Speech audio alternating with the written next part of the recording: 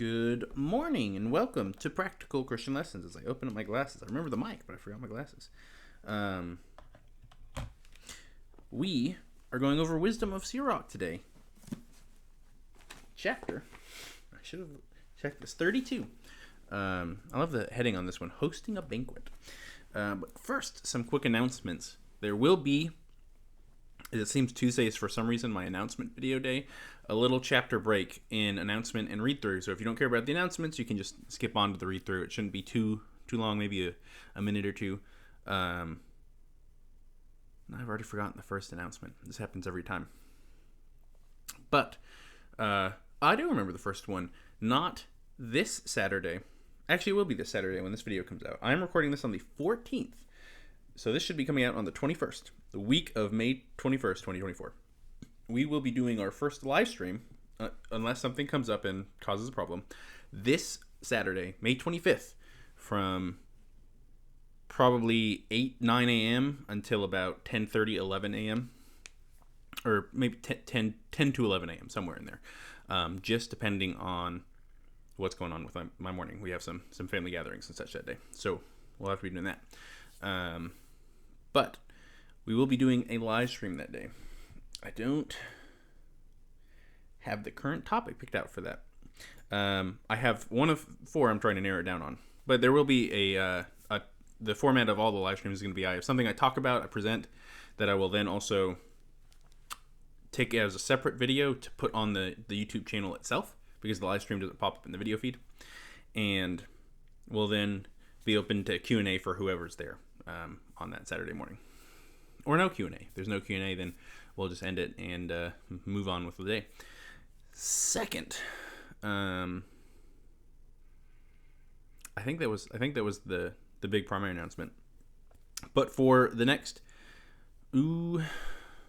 probably the next month, our videos will be being impacted by the house moving and packing and all that stuff, and that will mean there will be an extra read through moving forward on Saturdays for a month, maybe two. We'll just see how the schedule goes, unless I find the time or feel pressed to record on something else. And then Monday will be the bigger long-form content video. So just a heads up on that for you guys who watch all that other stuff. I think that's it. With that, I'm going to take a drink. Oh, I do remember. I have a third announcement. As I have finished finals, as you can see this cute little hedgehog back here, I have graduated. So once we're done moving, I will have a bit more free time until my masters start. If anyone's wondering, I thought this was buttoned. What's on with my degrees? Because I've mentioned I'm an Asbury Theological Seminary student. Because I am. They will let you start before you graduated. You can take up to 15 hours as a undeclared or non-degree seeking student. You can take up to 15 accredited hours that you can then, of course, transfer to a degree or transfer to another school. Or you can also audit courses. I don't know if that's just because I am an enrolled student, but I think that it's open to the public as well. And, of course, auditing courses is much cheaper than taking it to get hours that count towards a degree. Extremely cheap. For me, it's $60. And if you can afford that, and you want any form of higher education, but don't necessarily care about getting a degree or can't afford the student loans or anything like that, do that. You'll get access to their resources. They have an amazing online library, tons and tons of great stuff on there. You'll get access to the faculty. You'll be able to email them and stuff. Tons of great stuff. Highly recommend if you're interested in any form of education, going to that. And it's not just theological stuff. Maybe this video is just going to end up being an announcement video, and we'll do Wisdom of Sirach. No, we're going to do it in this one. And it is stuff, of course, theological education, historical education as well. They have counseling classes because, right, as pastors, you're not necessarily a counselor or a therapist, but you do need to have those skills and be ready to refer people as well. I'm going for prison chaplaincy, so they, of course, have many things related to chaplaincy, as that is a degree focus they offer. Language courses, like tons and tons of great stuff and great resources just for serving in ministry at your local church or for furthering your own personal education because you value education. Highly recommend it. And then check your other local nearby schools, not just Asbury Theological Seminary, though, of course, I'm going to recommend that one. I'm biased. But any of your nearby colleges or schools you like may have something similar to that, where you can audit a course rather than having to enroll in a class. I did not plan on this being 5 minutes of introduction, guys. My apologies. But, good stuff. We are in Wisdom of Sirach 32. Did they appoint you as a leader of the banquet? Do not exalt yourself. Among them be as one of them. Take care of them, and only then be seated. They then, having fulfilled all your duties, take your place. Then you may make merry for their sake, and receive a crown because of your orderly behavior. Speak, O elder, for this is fitting for you to do so with accurate knowledge, but do not interrupt the music. When there is entertainment, do not pour out talk, and do not display your cleverness at the wrong time. A concert of music at a banquet of wine is like the seal of a ruby in a gold ornament. A seal of emerald in a gold setting is the melody of music with delicious wine. Speak, young man, if there is need of you, but no more than twice, and only if you are asked repeatedly. Be brief, say much in a few words. Act like a man who knows, yet holds his tongue. Among the great, do not act as their equal, and when another is speaking, do little talking. Lightning flashes before thunder, and favor goes before the modest man. Rise to leave in good time, and do not lag behind. Run home, and do not be remiss. Amuse yourself there, and do what you intend, but do not sin by speaking arrogantly. And for these things, bless him who created you, and satisfies you with his good things. The man who fears the Lord will receive instruction, and those who rise early will find his approval. He who seeks the law will be filled with it, but the hypocrite will be made to stumble by it. Those who fear the Lord will discover judgment, and like the light, they will kindle righteous deeds. A sinful man will turn aside correction, and find a rationalization according to his will. A man of counsel will not neglect thought, but a strange and arrogant man does not tremble in fear. Do nothing without counsel, and when you have acted, do not regret it. Do not walk a path filled with obstacles, and do not trip over stony ground.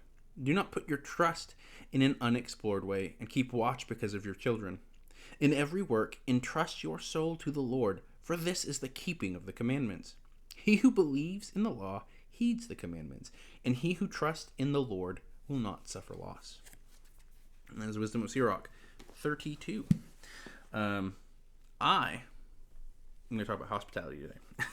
I'm sure plenty of people, if you've been in church long enough, have heard about hospitality.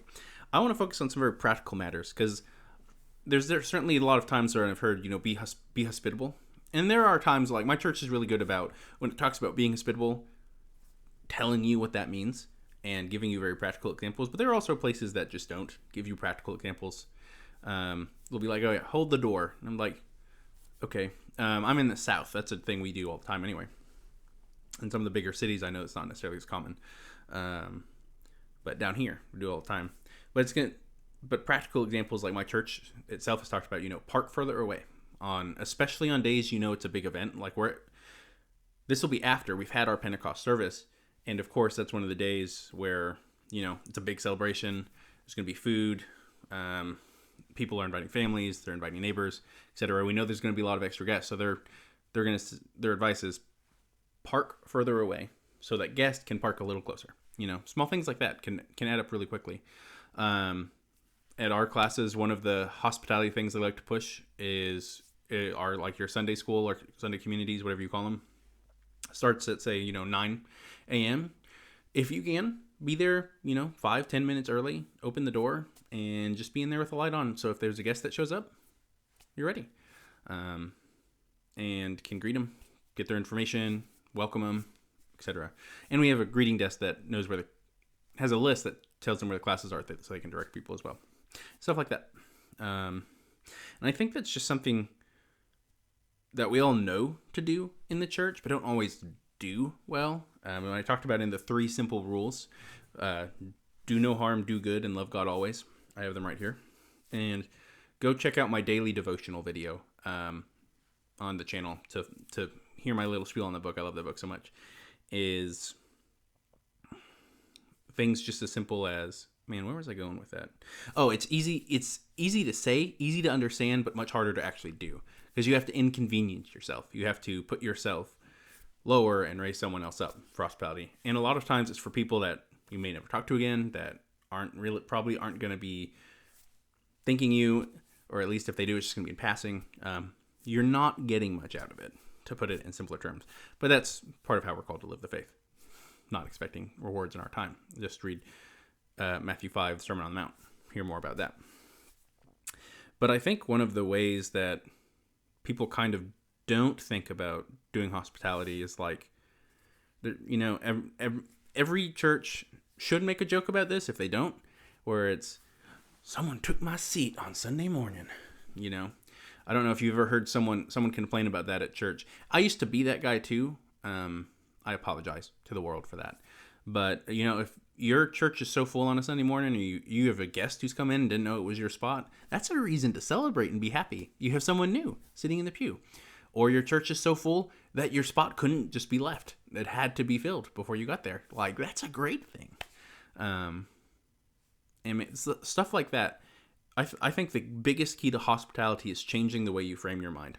And I think it's the biggest tip for a lot of things in life, is changing the way you frame your mind. And framing it more scripturally and less humanly,